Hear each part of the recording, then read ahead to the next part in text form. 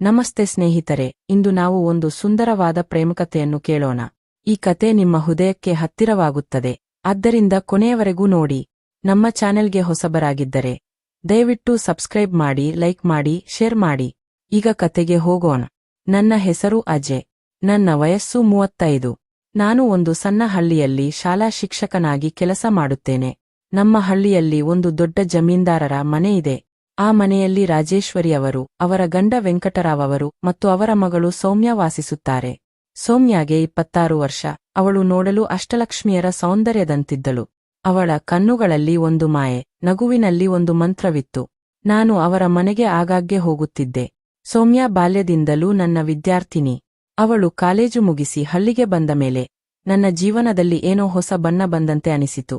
ಸೌಮ್ಯ ನನ್ನೊಂದಿಗೆ ಸಾಮಾನ್ಯವಾಗಿ ಮಾತನಾಡುತ್ತಿದ್ದಳು, ಆದರೆ ಅವಳ ಮಾತುಗಳಲ್ಲಿ ಒಂದು ವಾತ್ಸಲ್ಯವಿತ್ತು.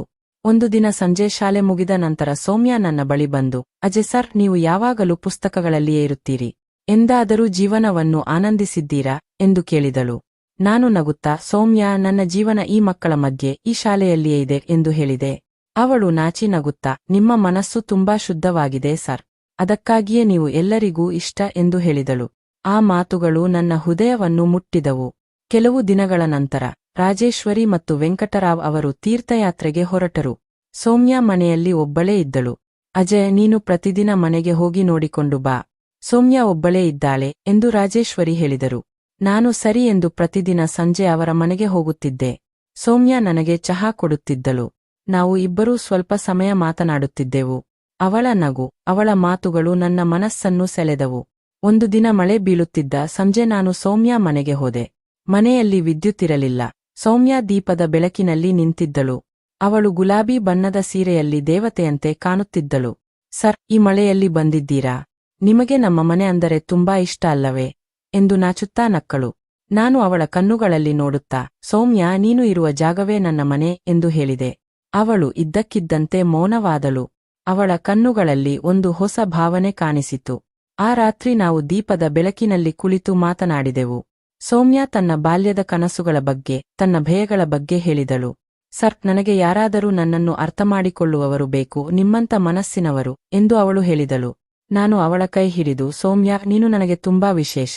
ನಾನು ನಿನ್ನ ಹೃದಯದಲ್ಲಿದ್ದೇನೆ ಎಂದು ಹೇಳಿದೆ. ಅವಳು ನನ್ನತ್ತ ತೀಕ್ಷ್ಣವಾಗಿ ನೋಡುತ್ತಾ, ಅಜಯ್, ನೀವು ನನ್ನ ಹೃದಯವನ್ನು ಕದ್ದಿದ್ದೀರಿ ಎಂದು ಹೇಳಿದಳು. ಆ ಕ್ಷಣದಲ್ಲಿ ಮಳೆಯ ಶಬ್ದದ ಮಧ್ಯೆ ನಾವು ಒಬ್ಬರ ಕಣ್ಣಲ್ಲಿ ಒಬ್ಬರು ನೋಡಿಕೊಂಡೆವು.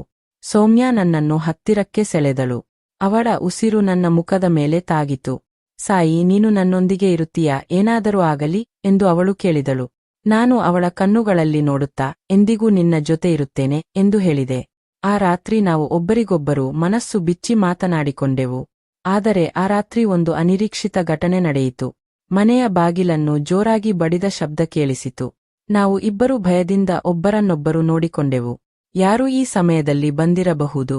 ನಮ್ಮ ರಹಸ್ಯ ಬಯಲಾಯಿತಾ? ಇಲ್ಲಿಗೆ ಮೊದಲ ಭಾಗ ಮುಗಿಯುತ್ತದೆ.